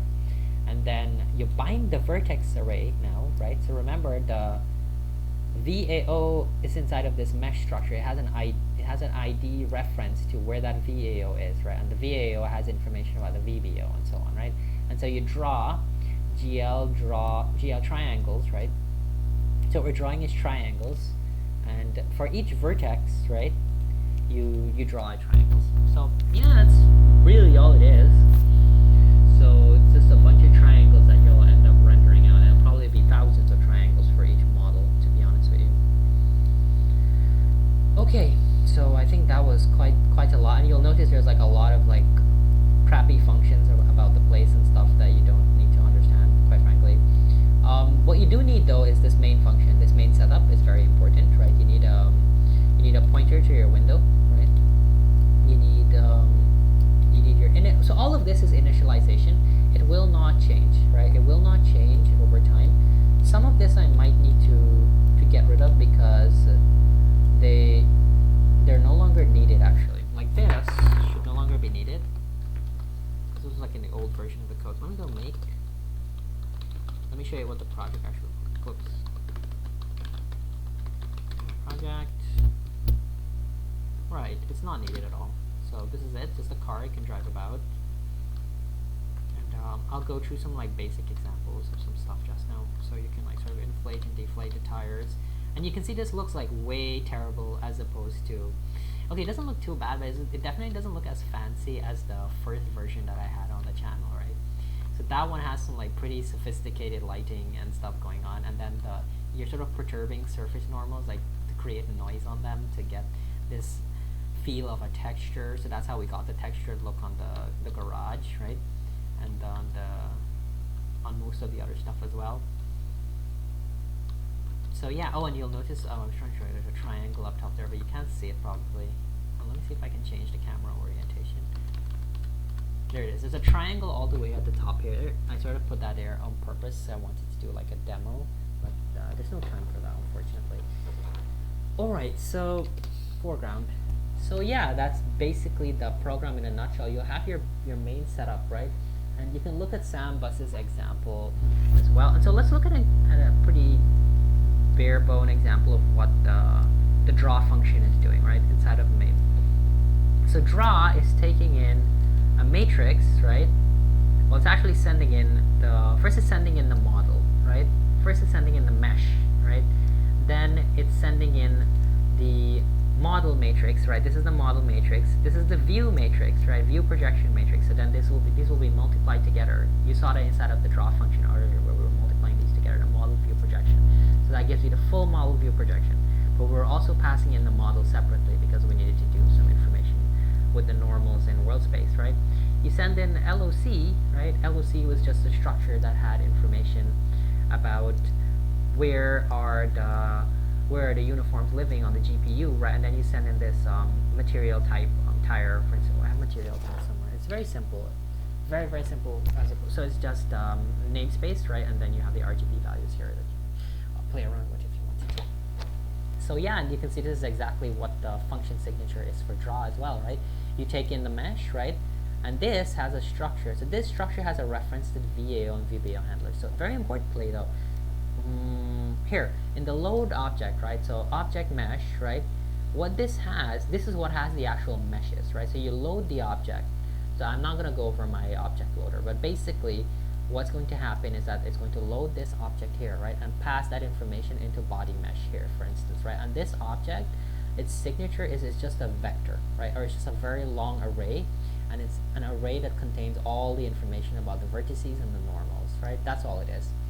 But it's sort of like interleaved properly from the object file itself. And then what we do is we upload that to the GPU, and you see we're passing in to the upload function itself the actual information, right, that you would put inside of the VBO. So let me look at the upload function. Where is the upload function? Here it is, right? So you see the upload function is taking in a reference to a mesh structure. I should probably say this is what's passed to VBO. And if you notice here, when we're passing information, we're passing mesh.data, right? And so it has to be like an array of vertices or something, right? So that's the crux of what the program is. Let's look at the shaders. Most of this is like boilerplate, right? Is it this one? No, that's my object loader. I could probably go over the object loader with you, but oh god, bro, no, please no. It's gonna be too long and it's completely irrelevant, right? It's completely irrelevant. So no, we're not gonna go over the object loader. Maybe during the presentation or something, I'll take some time. If we I don't even think we'll have time to do that. Or another time, I'll go over the object loader, but it'll just make the stuff like way longer than it has to be. So this is the shader. Oh yeah, so this was from Sam, literally just from Sam, but this stuff I'm gonna have to well, I referenced him here, but I want to reference the source directly. So this is the fragment shader, this is the vertex shader. So I had, some LLM I had sort of like put this. Oh, right, so this will help me remember as well. So first of all, you go the object space, right? So when I was modeling the object, for instance, in FreeCAD or Blender, right? When I import that object into OpenGL, whatever coordinate system I exported out of Blender or out of FreeCAD, that's the object space, right? And then I have to sort of convert, right, to world space, and that's what the model matrix is responsible for doing, right? And then we have to go to clip space, and that's the view and the projection matrix. So, but then inside of here, I think there's like something else. There's camera space somewhere in here, and there's like another space in there as well for the view and the projection matrices specifically. But okay, and it's just gonna like explain some stuff here about how the lighting is done and stuff. It's very, very simple, but you can take your time and read this if you want. But what I wanted to show you was, you can see that there's the layout, right? So location 0, right? Remember we were talking about the attribute, like attribute 0 and attribute 1. Attribute 0 is a vectree, right? And it corresponds to vertex position, right? Attribute 1 is also a vectree, and it corresponds to normal position, right, in object space. And so now also we've got the uniforms I was telling you about. So there's U and VP, right, that we were looking up. Remember we were looking up these uniforms? You have to look this up and pass the ID back to the CPU side, right, so it knows. And so this is where we're uploading that MVP matrix, and this is where we're uploading the model matrix. And so now GL position, right, is quite literally taking that UMVP matrix that we passed in, right, model view projection matrix, and is multiplying it, right, by your position. But vec4, remember this MVP matrix is in R4, it's a 4x4 matrix, and so we need the vector to be in R4 as well, otherwise the matrix multiplication would be a mismatch. And so what happens there really is that what this function is doing is taking in this vectree, but it's adding this 1, right, to sort of like lift it up into R4, okay? And so into this homogeneous coordinate system, so you can carry out the multiplication. And then, okay, this is some world space stuff, and yeah, it's pretty much, let's see, fragment shader. And the fragment shader is a couple lines of code, right? Very, very simple. There's not much going on here. You do need the camera position. You can undo the color as well, right, that you're passing in as uniforms. And so this is where it actually colors the pixels on your screen. So it's like, bro, you can look this up if you're confused, but it's very, very, Sambus again has some really good stuff on this, but this is not much, right? This is like, it's very basic. I don't think it's gonna get more basic than this, unfortunately, compared to the other version where I had like close to 300 lines of code with this. Alright, so I think I've yapped for a very, very long time. I don't know if this was helpful, but now I'm going to try and sort of give you like a general overview, right, of what's going on. So let's talk about the upload function, right? So we're just going to type it out now so it'll be a bit faster. So the first thing you do is, so you return, oh right, I forgot that the capital R cut off my recording. So you reserve one VAO and VBO, right? Great. And this goes, in my program, into a mesh structure, right? That has information about that ID for VAO. You don't have to use a mesh structure, by the way. You just need some variables to store the VBO and VAO. In just my case, I had so many objects inside of my program, I had to structure it like this. And then you bind the VAO, right? And you set it as active as well, right? And so what the two commands for this would be GL bind vertex array. Remember, every time you see GL vertex array, it's to do with VAO, and anytime you see GL like buffer, anything with buffer, it's to do with the VBO, right? So great. So you bind the VAO, you set the VBO as active, great. Then you upload that data to the VBO. And this is done with GL buffer data, right? And we saw this as well. And then you upload that data to VAO, or the active VAO, and this is done with GL vertex trip pointer. And then we had information there about the stride and all that sort of stuff. And you enable this, right? Enable slot 0, right? And then you upload information to slot 1. Oops, slot 1. Again, GL vertex at trip pointer. Oops, load data to in slot 0, I should say, right? And then you enable slot 1, right?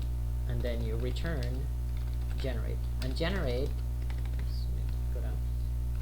Generate has a reference to VAO and VBO ID.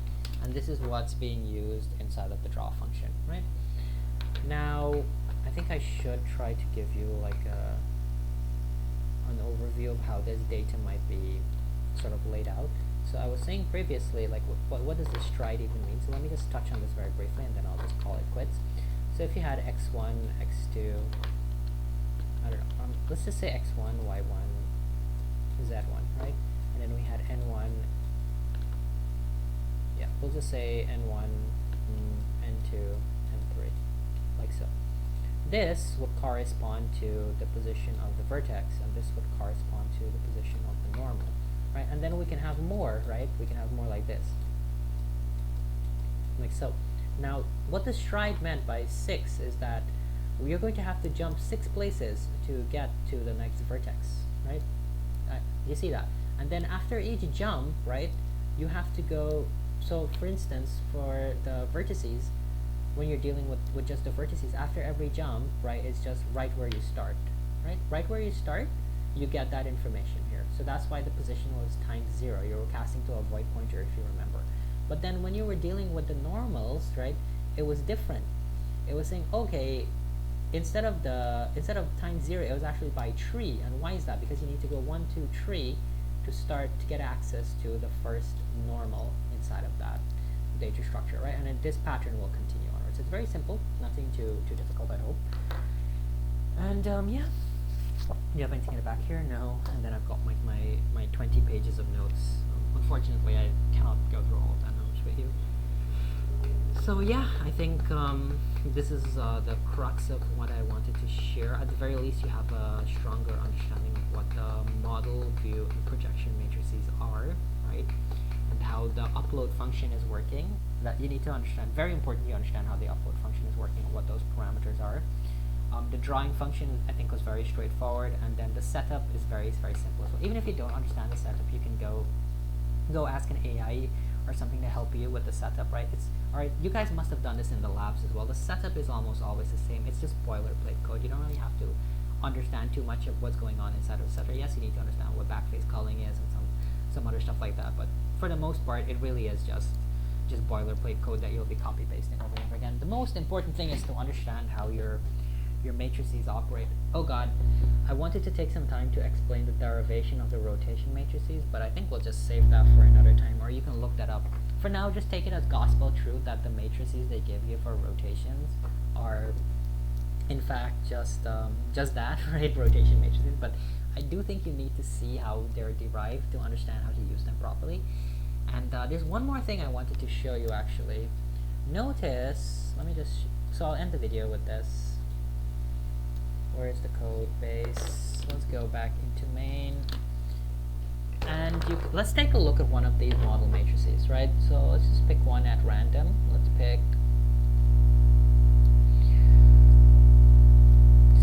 let's pick, oh, and again, let's look at the projection matrix, how we were setting it up, right? You send in the field of view, you put in the aspect ratio, you put in the near, you put in the far clipping plane, and you have to be careful about the near and the far clipping plane to avoid things like Z fighting and so on. I think you guys discussed that in class. Yeah, I think I had a discussion with Sir at some point about that as well, because I had these values too close together. It was so funny, honestly. But okay, I wanted to tell you about the model matrix. So let's look at the, can I look at the car matrix? No, I think I want to look at one that's like a little bit more complex, but not too complex, so you can kind of follow what's going on. Let's look at the rims. Let's look at the rear rims, right?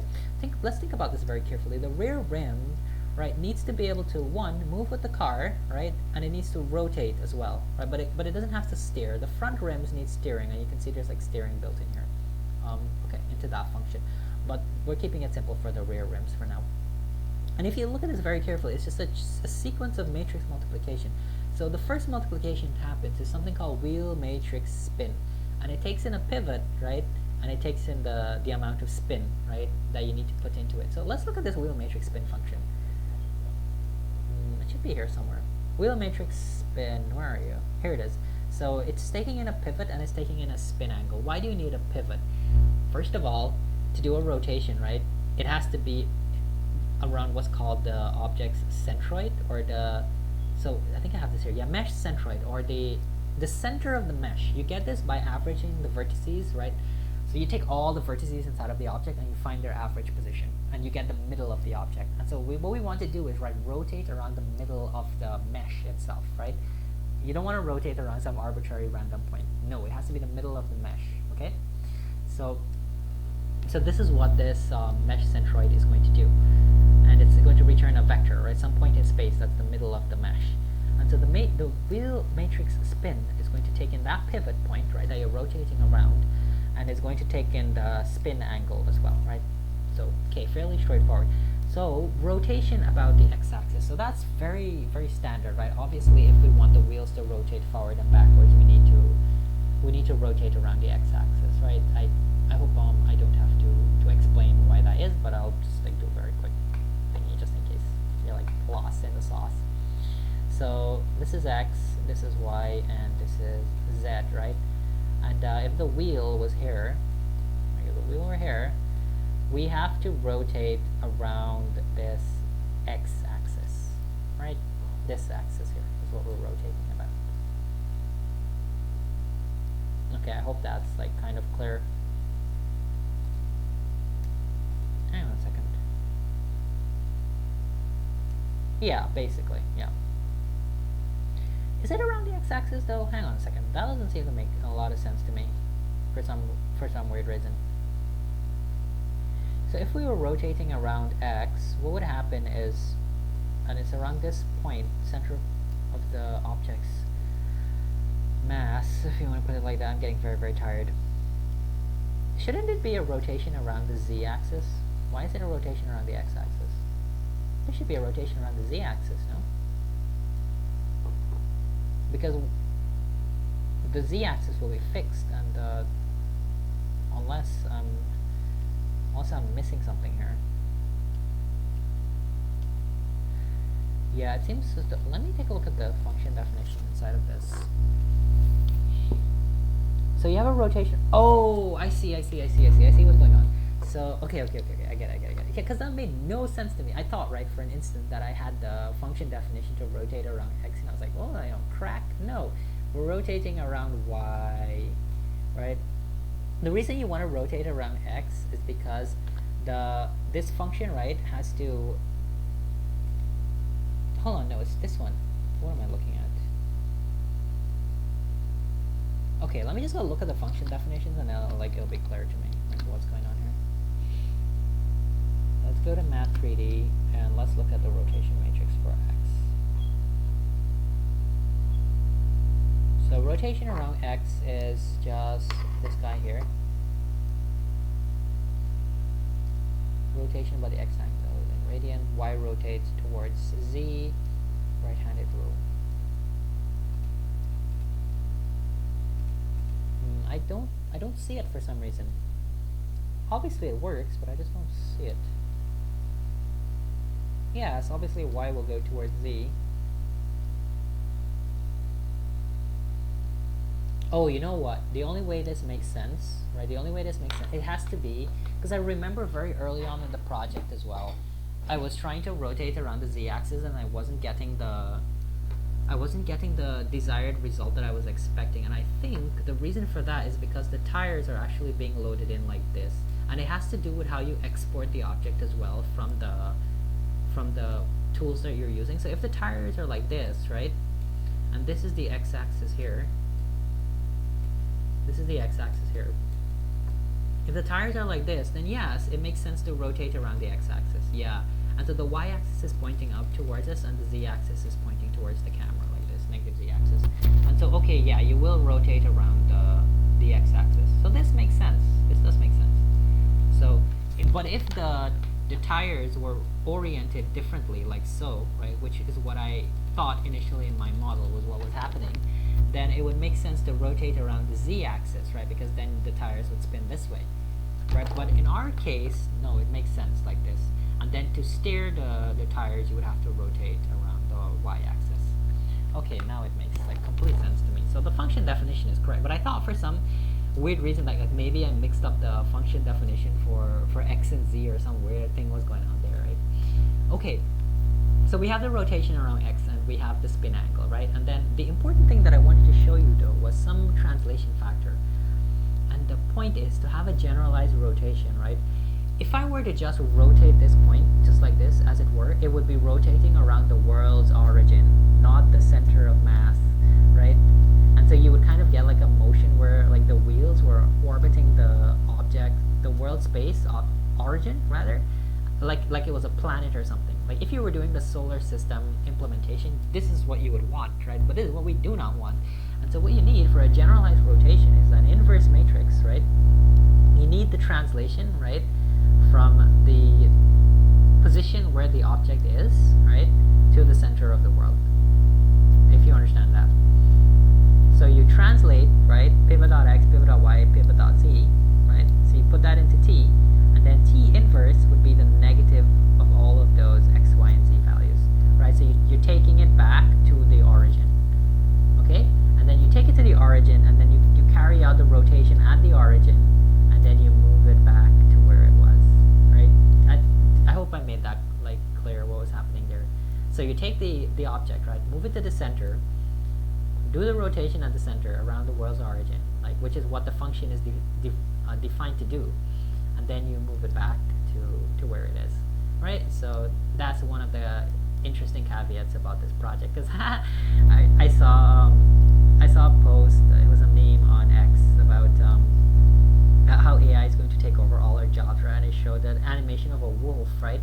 And the wolf was the sort of like while the wolf was trying to walk, the paws, like the limbs were like rotating about like the origin of the world. And I was like, I know why that's happening, because it's not doing the translation properly. And I was like, I had that exact problem. Somebody needs to like tell that AI, yo, you need a generalized rotation.